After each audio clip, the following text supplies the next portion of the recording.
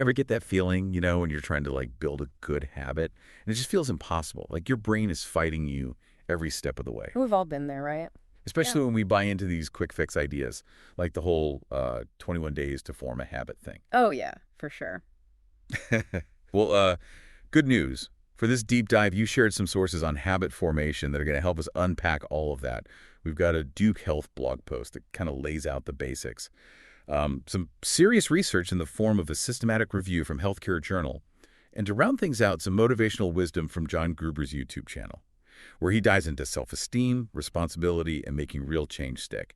I'm excited to jump in. Yeah, me too. I think a lot of people are going to find this really helpful because that 21-day myth is so pervasive. It's almost become this accepted truth, even though the research tells a very different story. Yeah. Let's just shatter that myth right away. The Duke Health blog references a study from 2010 that looked at how long it actually takes to form a new habit. On average, it was 66 days. That's more than double what that popular myth suggests. Yeah. And even that 66 days is just an average. This Healthcare Journal review dug into multiple studies and found that the middle ground, the median time, was anywhere from 59 to 66 days. But the really fascinating part is the range. They found people taking as few as 4 days, and others taking over 300 days to really lock in a habit. Wow, that's incredible. I guess that means it's totally normal if you're not seeing results instantly, right? Absolutely. We're all wired differently, and our brains work at their own pace. I think that's an important point for people to remember, especially if they're feeling discouraged. Okay, so no need to beat ourselves up if we haven't mastered that new workout routine or meditation practice in a few weeks. But it does make me curious, how do habits actually form? The Duke Health Post mentions something called a habit loop, which comes from a book by Charles Duhigg. Right. The habit loop is a really useful framework. It basically breaks down habit formation into 3 distinct parts: the cue, the routine, and the reward. The cue is what triggers the routine, which is the behavior itself. And then the reward comes in and reinforces the connection in your brain, making you more likely to repeat the routine the next time you encounter that same cue. So it's like this cycle that's constantly happening in the background of our minds. Exactly. And I think that's where John Gruber's ideas about taking responsibility come into play. He talks a lot about how we're not just passive passengers in our own lives. We have the power to choose how we respond to those cues. I like that. It's empowering, right? Yeah. It's not about blaming our environment or saying we're stuck with these automatic reactions.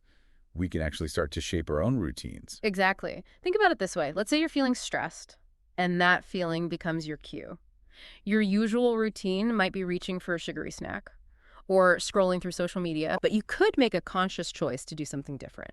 Maybe go for a walk, listen to some calming music, or practice a few minutes of mindful breathing. So you're essentially breaking that automatic link between the cue and the unhealthy routine and building a new, healthier pathway in your brain. Precisely. And the more you reinforce that new pathway, the stronger it becomes, and the easier it is to stick with the healthier routine. It makes sense. But we're not just talking about mindless repetition here, right? The Duke Health Post also talks about the importance of motivation and rewards.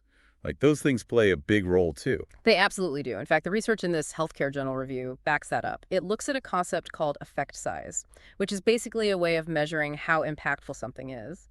And they found that interventions designed to boost habit formation were effective, but the impact varied depending on the specific behavior being targeted. Interesting. So it's not a one-size-fits-all approach. Yeah. Some things might just be inherently harder to turn into habits. It seems that way. It could be because certain behaviors are more strongly tied to our environment, our emotions, or maybe even our genetics.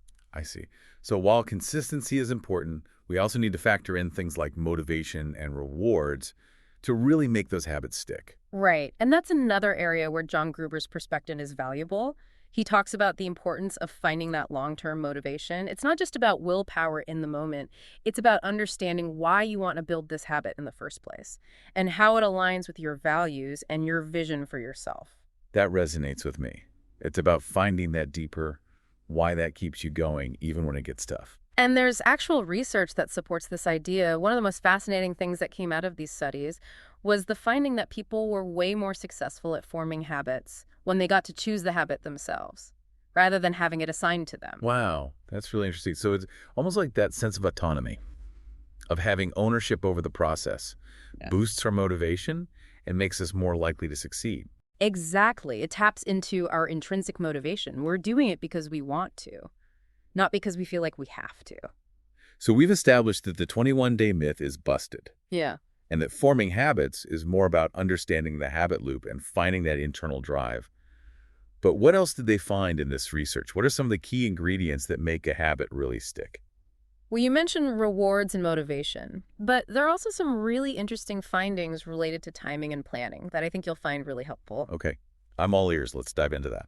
One of the things that surprised me was that morning habits tend to be easier to stick with than evening ones. Oh, really? That's interesting. I wonder why that is. Does our brain power change throughout the day or something? There's definitely something going on there. The researchers think it might have to do with our circadian rhythms, those natural cycles our bodies follow throughout the day. For instance, a study from 2017 found that people were more successful at making a muscle stretching habit if they did it in the morning. And might also be tied to willpower. We probably have more of it earlier in the day, before all the decisions and stresses start to pile up. Yeah, that's a good point. It makes you wonder if we should be rethinking the whole night owl versus early bird thing, right? Maybe we're setting ourselves up for failure by trying to force habits at the wrong time of day. That's a good point. It highlights the importance of understanding our own natural rhythms and working with them instead of against them. So paying attention to when we're trying to establish a habit is important. And you also mentioned something about planning being key. Yes. Another interesting finding was that being really specific about your habit makes a big difference. It's not enough to just say, I want to eat healthier. You need to get down to the nitty-gritty and plan out the details. So like, I'm going to swap out my afternoon soda for a glass of water. Yeah. Instead of just vaguely aiming for healthier choices. Exactly. A 2018 study looked at this and found that people who planned out the exact time, place, and even the context of their new habit were much more likely to follow through. It's like giving your brain a clear roadmap to follow. That makes sense. Right. It removes the guesswork and decision fatigue. If you've already decided you're going for a 20-minute walk every day after lunch, there's no room for negotiation with yourself in the moment. And I think that ties back nicely to what we were discussing about John Gruber and taking responsibility. It's not just about having the willpower to make the right choice in the moment. It's about setting yourself up for success by creating an environment that supports your goals. So it's like we're combining that internal motivation with a strategic external structure to really maximize our chances of success, almost like we're hacking our own brains. I love that analogy. And it really is a bit like that. We're using science and a deeper understanding of our own psychology to shape our behaviors. Yeah. And ultimately create the lives we want. Okay, this is all starting to paint a really clear picture. We need to let go of that 21-day myth and understand that building lasting habits is a process.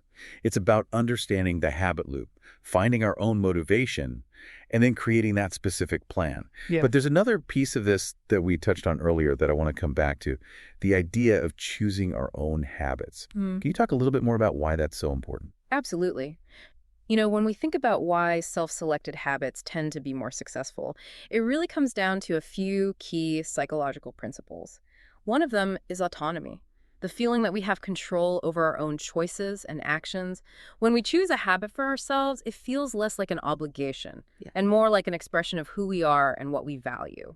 That makes sense. It's like I'm choosing to do this because it aligns with my goals and my vision for myself, not I'm doing this because someone told me I should. Exactly. And that ties into another important concept, intrinsic motivation. This is the kind of motivation that comes from within. It's driven by our own interests, values, and desires, not by external rewards or pressure. So it's about finding that thing that genuinely lights you up, that you're excited to do, even if it's challenging at times. Right. And when we're intrinsically motivated, we're more likely to stick with something even when we face obstacles. It feels more meaningful, more personal. And there's also that sense of ownership you mentioned earlier, right? If it's our own choice, we're more likely to take pride in it and see it through. Absolutely. It becomes a reflection of our commitment to ourselves and our goals. I'm really struck by how all of this goes so much deeper than just repeating an action for a certain number of days. It's about understanding our own psychology and aligning our actions with our values. I think that's a really insightful way to put it. And that brings us to another point that John Gruber emphasizes, the connection between habit formation and self-esteem. Okay, I'm curious to hear more about that. What's the link there? Well, Gruber believes that self-esteem is foundational to making any kind of lasting change.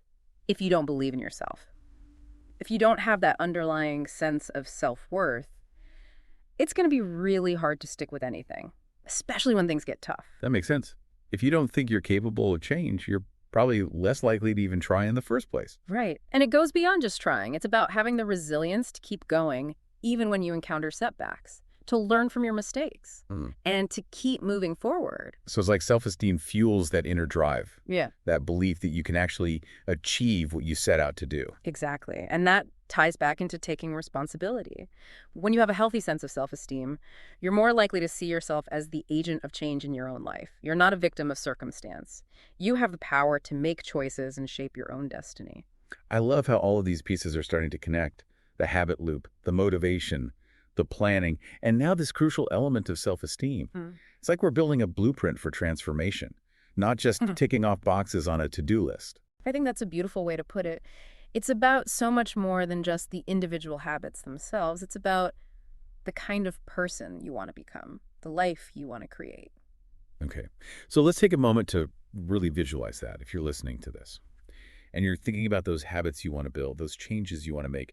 Take a moment to imagine your future self, the you who has successfully integrated these new habits into your life. Imagine waking up feeling energized and ready to tackle the day. Because that morning workout is no longer a struggle, it's just part of who you are. Imagine feeling calm and centered throughout the day, because you've built that meditation habit into your routine.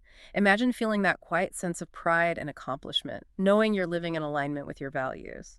That's a powerful image. And I think it highlights the importance of not just focusing on the actions themselves, but also on the feeling, the identity we're cultivating through those actions. It's about becoming that person who embodies those qualities we admire. Exactly. And you know what's so exciting about all of this? It's that it's never too late to start. No matter where you are in your life, no matter how many times you might have struggled in the past, you always have the power to choose differently, to learn from your experiences, and to create a new story for yourself. That's so encouraging. Yeah. And it really underscores the fact that this isn't about perfection, it's about progress. It's about showing up for ourselves each day and Yeah. taking those small steps that lead to lasting change. And if there's one thing I hope our listeners take away from this deep dive, it's that they have the power to shape their own destiny one habit at a time. Start small, be consistent, and never underestimate the incredible capacity of your brain to learn, adapt, and grow. What a powerful message. And you know, we've talked a lot about the science of habit formation, but I also want to acknowledge that it's not always easy. There will be days when you slip up, when you feel discouraged, when you question if it's even worth it. And on those days, it's important to remember to be kind to yourself. Absolutely. Self-compassion is such a crucial part of this process. It's about recognizing that you're human, that you're doing the best you can, and that even setbacks are opportunities for learning and growth. And if you're feeling stuck, don't be afraid to reach out for support. Talk to a friend, connect with a community, find a mentor. There are so many people out there who are on this journey too, and they can offer encouragement, guidance, and accountability. And remember to celebrate your successes along the way, no matter how big or small. Each step forward is a victory worth acknowledging. I think that's a perfect note to end on.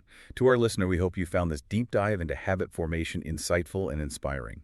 Remember, you have the power to change your life one habit at a time. And as always, keep learning, keep growing, and keep diving deep.